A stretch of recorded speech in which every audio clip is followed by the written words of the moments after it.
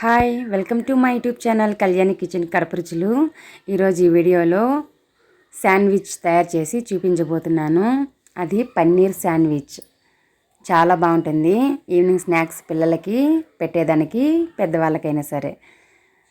వాతావరణం అయితే మారిపోయింది కదా, చాలా చల్లగా ఉంది. ఈవినింగ్ వేడివేడిగా ఏదైనా తినాలనిపిస్తుంది.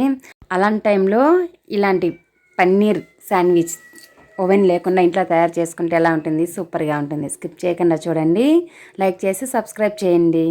ఒక బౌల్లో సన్నగా కట్ చేసి పెట్టుకున్న ఉల్లిపాయ ముక్కలు, సన్నగా కట్ చేసి పెట్టుకున్న టమోటా ముక్కలు, సన్నగా కట్ చేసి పెట్టుకున్న క్యాప్సికము, తురిమిన పన్నీరు, స్పైసీకి సరిపడా రెడ్ చిల్లీ ఫ్లేక్స్, కొద్దిగా కొత్తిమీర, మయోనీస్ అయితే వేయబోతున్నాను. అది ప్యాకెట్ ఓపెన్ చేసి అలా పుష్ చేస్తుంటే అది ఎగిరి పక్కన పడింది. మయోనీస్ అయితే 1.5 టేబుల్ స్పూన్ వేస్తున్నాను. నేను తీసుకున్న పన్నీరు, క్యాప్సికము, ఉల్లిపాయ ముక్కలు దాన్ని బట్టి వేసుకోవాలి. ఎక్కువ వేసినా బాగుండదు, మరి తక్కువ వేసుకున్నా బాగుండదు. మీరు తీసుకున్న క్వాంటిటీని బట్టి వేసుకోండి. తర్వాత టొమాటో సాస్, ఇది కూడా 1.5 టేబుల్ స్పూన్ అయితే వేస్తున్నాను. టమోటా సాస్ వేయడం వల్ల అక్కడక్కడ పుల్లగా తగులుతూ బాగుంటుంది. రెడ్ చిల్లీ ఫ్లేక్స్ కూడా వేసుకోండి, తినేటప్పుడు స్పైసీగా బాగుంటుంది.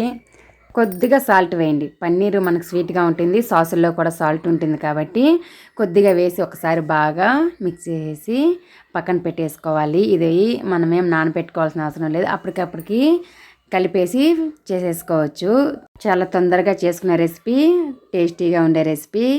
మనము బయటకు వెళ్ళకుండా ఇంట్లోనే ఇలా వేడివేడిగా తినేయచ్చు, చాలా బాగుంటుంది. ఇలా ఒకసారి బాగా మిక్స్ చేసామా, ఉప్పు సాసులు మొత్తం కలిసేట్టుగా పక్కన పెట్టేయండి.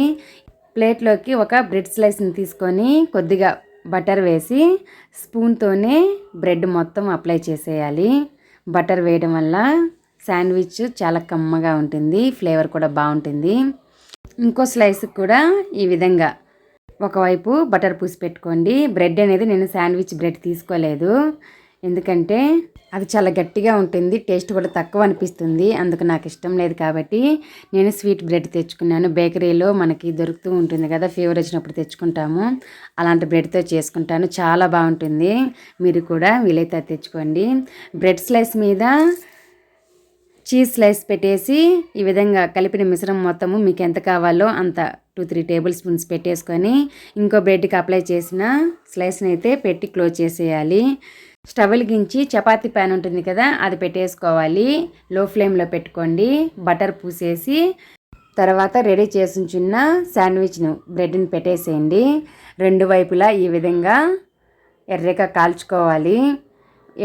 తొందరగా మాడిపోతుంది. ఇది తక్కువ మంట మీద కుక్ చేసుకుంటే లోపల మనకు వేసుకున్న టమోటా, ఉల్లిపాయలు, అలాగే క్యాప్సికమ్ బాగా కుక్ అవుతాయి. రెండు వైపులా ఈ విధంగా గోల్డెన్ కలర్ వచ్చిన తర్వాత తీసేయండి.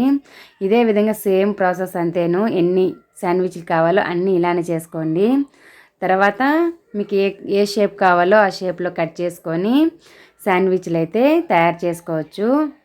నేనైతే ఫస్ట్ చేసిన శాండ్విచ్ని అయితే ఇలా కట్ చేశాను ట్రయాంగిల్ షేప్లో. ఈలోపు మనకి ఇంకో బ్రెడ్ కూడా తయారైపోయింది, అది కూడా తీసి పక్కన పెట్టి చూపించేస్తాను. చూస్తున్నారు కదా, లోపల వెజిటేబుల్స్ మొత్తం కుక్ అయ్యాయి చీజ్తో.